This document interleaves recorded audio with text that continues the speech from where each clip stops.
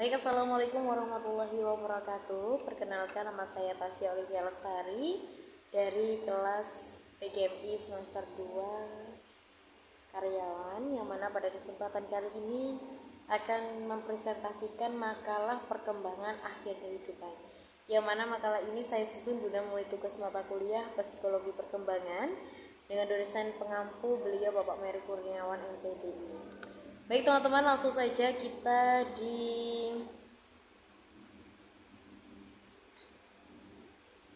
pendahuluan, yang mana setiap makhluk hidup akan mengalami proses pertumbuhan, perkembangan, penuaan, dan juga pada akhirnya yaitu kematian. Dalam perspektif psikologi perkembangan, kematian merupakan bagian alami dari siklus kehidupan manusia yang tidak dapat dihindari. Tahap akhir kehidupan menjadi fase yang penting karena pada masa ini individu menghadapi berbagai perubahan fisik, psikologi, sosial maupun spiritual. Nah, perkembangan akhir kehidupan tidak hanya berkaitan dengan penurunan fungsi biologis, tapi juga menyangkut bagaimana seseorang memaknai kehidupan yang telah dijalani dan menghadapi kehilangan orang-orang terdekat serta mempersiapkan diri menghadapi kematian. Bagi sebagian individu, masa ini menjadi periode refleksi dan pencarian makna hidup, dan sedangkan bagi sebagian lainnya dapat menimbulkan kecemasan, kesedihan, dan juga ketakutan. Jadi nanti akan ada banyak juga rumusan masalah yang kita bahas pada makalah ini. Langsung saja ke pembahasan. Yang pertama yaitu konsep perkembangan akhir kehidupan, yang mana perkembangan akhir kehidupan merupakan tahap berakhirnya dalam siklus kehidupan manusia. Pada fase ini, individu mengalami perubahan yang menjadi aspek fisik, psikologis, dan juga spiritual.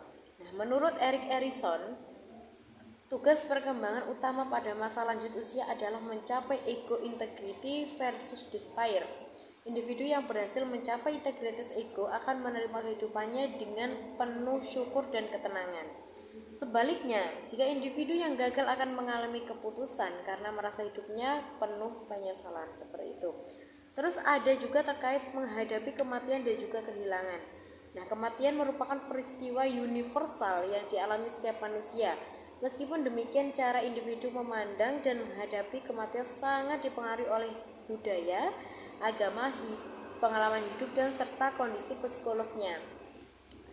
Nah, kehilangan dapat terjadi karena satu, kematian pasang hidup, dua, kematian orang tua, kematian anak, kehilangan kesehatan, kehilangan pekerjaan, kehilangan status sosial. Nah, peristiwa kehilangan sering menimbulkan reaksi emosional berupa kesedihan, kecemasan, kemarahan, kesepian, dan juga bisa sampai putus asa. Nah, namun demikian, kehilangan juga dapat menjadi sarana pertumbuhan psikologis apabila individu mampu menemukan makna dari pengalaman tersebut. Ada juga tahapan berduka menurut Elizabeth Kubler-Ross, yang mana Elizabeth Kubler-Ross mengemukakan 5 tahapan dalam menghadapi kematian. Yang pertama, denial, yaitu penolakan. Individu sulit menerima kenyataan yang terjadi. Contoh, tidak mungkin saya mengalami penyakit ini, gitu. Yang kedua, ada yang namanya anger atau kemarahan. Muncul kemarahan terhadap diri sendiri maupun lingkungan. Contoh, mengapa hal ini terjadi kepada saya? Ada juga bargaining atau tawar-menawar. Individu berusaha membuat kesepakatan secara spiritual. Nah, contohnya, jika saya sembuh, saya akan menjadi pribadi yang lebih baik. Terus ada juga depression atau depresi. Nah, muncul kesedihan mendalam akibat menyadari kenyataan yang telah dihadapi. Ada juga yang terakhir acceptance atau penerimaan. Nah, individu menerima keadaan dengan lebih tenang dan juga damai. Kelima tahap ini tidak selalu berlangsung secara berurutan dan dapat berbeda pada setiap individu. Ada juga isu psikologis menjelang kematian. Yang pertama ada juga terdapat kecemasan terhadap kematian. Nah, kecemasan kematian merupakan ketakutan terhadap proses meninggal dunia maupun kondisi setelah kematian. Yang kedua, kesepian. Banyak lansia mengalami kesepian akibat kehilangan pasangan, teman sebaya, atau berkurangnya interaksi sosial. Ada juga yang namanya mengalami depresi. Depresi sering muncul akibat penyakit kronis, kehilangan, dan menurunnya kemampuan fisik. Ada juga spiritualitas. Spiritualitas berpesan penting dalam membantu individu menerima kematian dengan lebih positif. Ada juga kematian dan kehilangan sepanjang rentang kehidupan. Ada juga pada masa kanak-kanak. Nah, anak kecil belum memahami bahwa kematian bersifat permanen. Ada juga masa dewasa awal. Kematian dipandang sebagai sesuatu yang masih jauh karena berfokus pada pendidikan, karir, dan keluarga. Ada juga masa remaja. Remaja mulai memahami kematian sebagai sesuatu yang tidak dapat dihindari, tetapi sering merasa dirinya tidak akan mengalami dalam waktu dekat. Ada juga masa dewasa madya, yaitu mulai muncul kesadaran mengenai keterbatasan hidup setelah melihat orang tua dan atau kerabat meninggal. Ada juga masa lansia. Lansia umumnya lebih realistis dalam memandang kematian karena pengalaman hidup yang sudah panjang yang dilaluinya. Nah, ada juga kehilangan pasangan hidup. Kehilangan pasangan merupakan salah satu bentuk kehilangan yang paling berat. Dampaknya juga seperti tadi, sama, kesepian, menurunnya kesehatan, berkurangnya dukungan sosial, dan kesulitan ekonomi. Ada juga kehilangan anak, dan juga ada isu medis, legal, etis, hak untuk mati, seperti itu.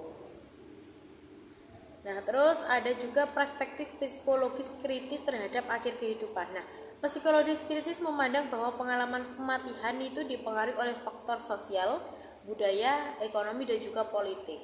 Nah, beberapa faktor yang mempengaruhi kualitas akhir kehidupan itu yaitu ada status ekonomi, akses layanan kesehatan, dukungan keluarga, budaya masyarakat, nilai agama, dan spiritual. Dan dalam perspektif Islam, kematian dipandang sebagai perpindahan dari kehidupan dunia menuju kehidupan akhirat. Oleh karena itu, manusia dianjurkan mempersiapkan diri dengan meningkatkan keimanan dan juga amal soleh. Seperti itu, langsung saja di bab penutup. Nah, kesimpulannya, perkembangan akhir kehidupan merupakan fase terakhir dalam rentang kehidupan manusia yang ditandai oleh perubahan fisik, fisiologis, sosial, dan spiritual. Pada tahap ini, individu menghadapi berbagai bentuk kehilangan, termasuk kehilangan kesehatan, pasangan hidup, maupun orang-orang terdekat. Nah, menghadapi merupakan proses yang kompleks dan melibatkan berbagai reaksi emosional. Tahapan berduka menurut Kubler-Ross meliputi penolakan, kemarahan, tawar-menawar, depresi, dan penerimaan. Selain itu, perkembangan teknologi medis memunculkan berbagai persoalan etis mengenai hak untuk mati.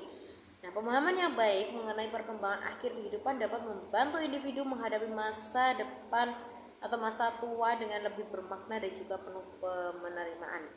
Ada juga untuk sarannya, mahasiswa perlu memahami perkembangan akhir kehidupan secara komprehensif. Jadi kita bisa tahu bagaimana layaknya kita bisa mempersiapkan diri atas yang namanya kematian. Ada juga keluarga hendaknya memberikan dukungan emosional kepada lansia. Ada juga masyarakat perlu meningkatkan kepedulian terhadap kebutuhan psikologis lansia.